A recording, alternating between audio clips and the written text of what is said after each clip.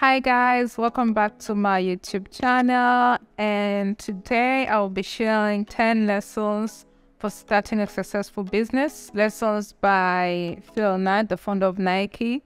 And most of these lessons I've learned them myself by reading this book, Shoe Dog by Phil Knight. So back in the IGTV days, I did like a whole ass review about this book. It was so nice. I mean, like, you can see that the book is kind of old because I read it like a way back. And today I want to share just not a book review per se, but it's just like lessons that I've grabbed from this book that you could use to start a successful business yourself. So yes, I've written some notes on my phone, so I'll be reviewing them and going through. So lesson number 1 is having an open mindset. Once you read through this book, you can see just like how having an open mindset helped Phil start Nike and how the whole business went. Because at the moment in America, the only company that was selling sports shoes was Adidas, and there are very few shoes imported from Asia, like countries like Japan and China, where the produce was cheaper, so the shoes would be cheaper. So like the way everything worked, it affected the industry and the pricing and everything. So I would say just generally the first point is having an open mindset so that you'll be able to see opportunities when they come around, so that you'll be able to see the loopholes. Because I think having a closed mindset is easy to like lock yourself in a certain bubble and not assume other ways that things could be done. So that could be the first thing. Second lesson is always have your savings. Reading through this book, there's a time where Phil wanted to order shoes from Japan for his business, obviously, but then he did not have the funds for that. Luckily, his father was willing to support him, so he got a loan from his father, which I assume it was interest-free. But I'm just saying, like, you should have your savings, because sometimes maybe your parent is not in a place to help you, or maybe you don't have someone to give you like a lot of cash immediately. So here is where your money would come in handy. So I'll just say habits like savings and all that is just an essential habit to develop, because your money would always work for you. So you should always put some money aside that could help you in one or two things in the future. The third lesson is you don't have to be fully prepared to start. As if you read through the book, you see when Phil was traveling around the world, because his father apparently had regrets for not traveling, so he wanted his son to travel around. He paid for his trip, obviously. So as he was traveling around the world, he went across Japan, and there's where he made this first purchase. But the time he was pressing his first order, he had no store, he had no sales personnel, he had nothing. Like, he was literally not prepared to start, but he started either way because he had seen an opportunity and he grabbed it as it came. So to say, like, you don't have to be fully prepared to start, you just have to start when you can start. Number 4 is don't assume your barriers as the end of the road. Always find ways to make them happen. So later in his business, when he had expanded to like different cities, so he had offices in San Francisco, in California, and in Los Angeles, but then he had to travel from those places out to like manage everything, but he was out of cash, so even traveling around was a hassle. But he had to like figure out other ways that he could like make means happen. So luckily he had volunteered for the military force, so he had the uniforms. He would just like put on the uniforms and go to the military bases and just like move around as one of them, because literally he was, but technically he was not, but he just used that to make his own ends meet. So I'm saying, like, when you're faced with a barrier, sometimes you should not just accept that as the end of the road. You just have to see if there are any loopholes that you could like maximize on, and you could take advantage of the loopholes for your own advantage. Because if there are loopholes, then why not take advantage of them, you know? So you have to always look for like alternative means, especially when you feel like you're hitting the rock, or yeah. That is another lesson that I've learned from the book. Lesson number 5 is you must forget your limits. He said this in a quote from the book, "The art of competing is the art of forgetting." So by the time he was starting Nike, companies like Adidas were already big companies. So if he had not ignored that he was just a beginner and they're the big guys, he would probably have fallen into the trap that most people find themselves in when they're starting the business, just like looking up to the big guy and assuming everything that the big guy does is correct and not like inventing new things. But I think you have to learn to view your competitors as your competitors and not as the superior person, so that you could easily like compete and like bring in new things. Because even like the whole idea of having new people in any industry is so that they would bring like new inputs and new ideas. But the minute that you start like idealizing your competitors so much, you find yourself in a position where you are copying what they're doing and not bringing in new inputs. So you have to forget that you are the inferior person, or that you're just starting out, or your business is very small. You have to forget all of that. And you have to start competing as the business requires you to do, and just like inventing new things and trying new things. So that is all very important in like having a successful business, because if you copy what is already done, there is no way you're gonna unlock new doors with ways that have already been tested. You have to open new ways to reach to new destinations, you know. Yeah. So point number 6, or lesson number 6, is whenever an opportunity presents itself to you, grab it, or like being ready and taking opportunities as they come. In the book, like there are a lot of places where you see like he was just grabbing things as they come.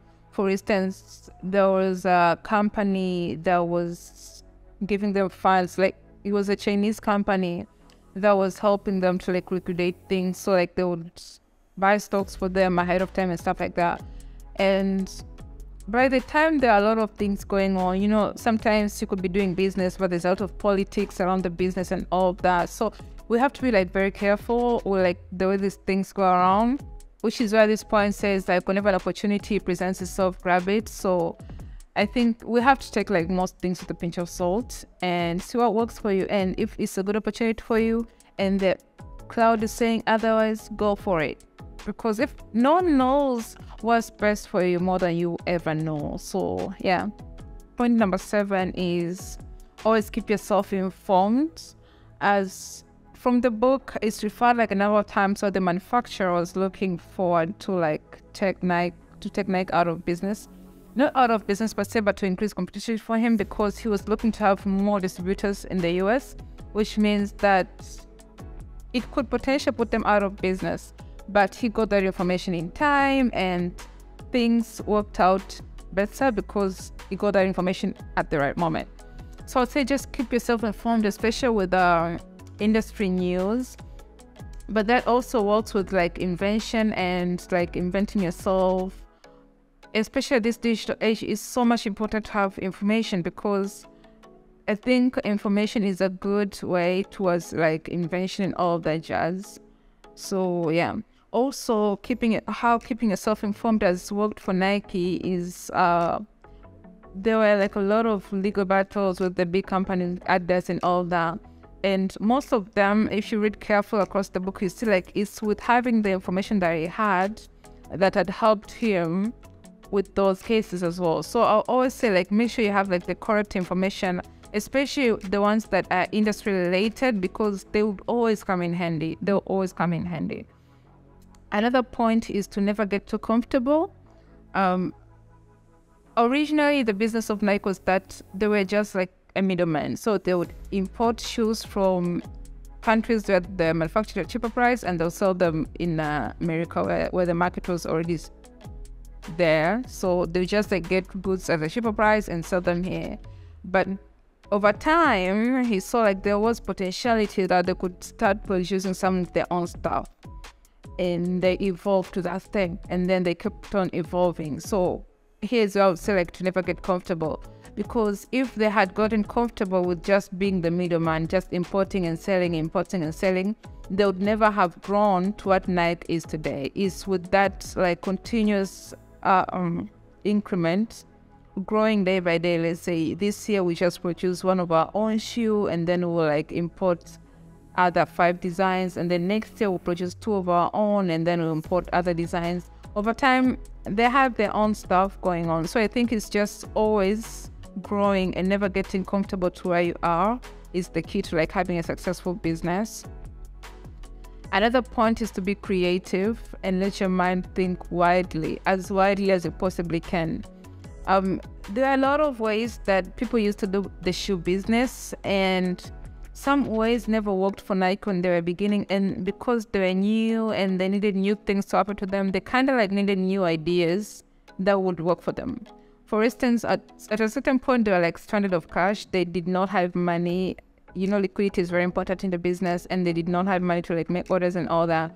So they had to invent this new idea, which was not practiced by then. So like basically they're asking their distributors to like make 6 months worth of order ahead of time, and yeah, 6 months worth of orders ahead of time. And definitely there was like a lot of doubt in the beginning, and people did not buy the idea and stuff, but they persuaded them, they sold the idea to them until people agreed to them. And when that was achieved, like it solved a lot of their problems, like liquidity, and now they could make like huge orders at once, which both reduced their costs, and it reduced shipping costs, it reduced their purchase costs. It was just like a heaven sent, and it was just like one idea, mind you, which was like out of the way, out of the box, never practiced before, new to the industry, and everyone thought they were like absurd or something, but it worked, you see.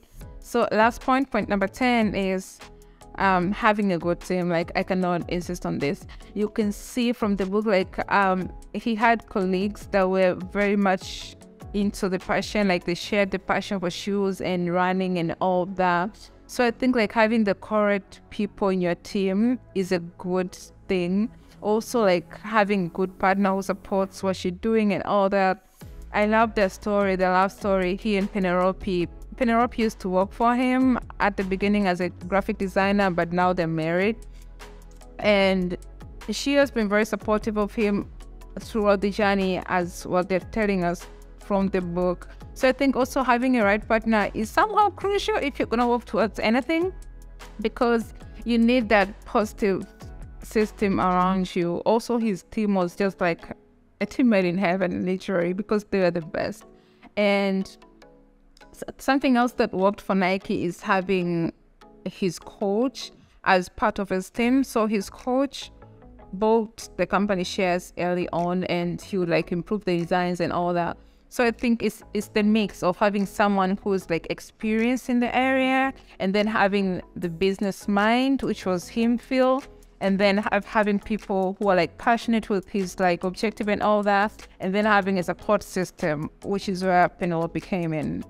All of that just made everything magical. Alright guys, so that's it for this video. Thank you for watching to the very end. Make sure you subscribe and join our little community. Thank you guys for joining us. Bye bye. Cheers.